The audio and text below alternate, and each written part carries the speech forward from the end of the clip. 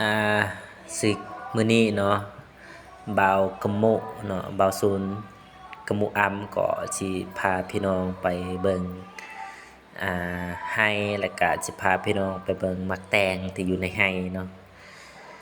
ก็อันนี้ก็สิเป็นข้าวที่กำลังงามเนาะพี่น้องอันนี้ก็มักแตงเนาะมักแตงก็หลายเนาะ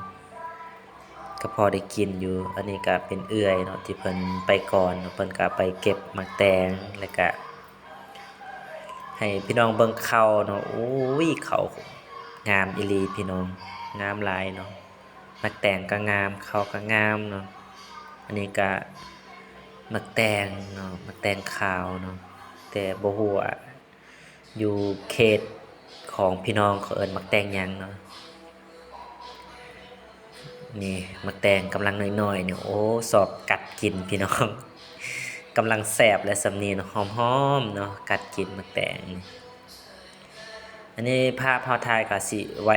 หน่อยหนึงเนาะพาพี่น้องไปเบิ่งมะแตงไปเบิ่งเขาบ่ฮู้ว่าเขตพี่น้องเนาะอ่าตอนนี้เนาะปลูกข้าวแล้วบ่เนาะเขตนี้ก็กำลังงามแล้วได้ข้าวเนาะ หลายบอนหลายแห่งก็กำลังปลูกแล้วนี่มักแตงพี่น้องโอ้ยหลายอีหลีพี่น้องปูเอื้อยเพิ่นนั้นก็อุ้มมาอีกแหละเนาะมักแตงนี่ทั้งอุ้มทั้งกัด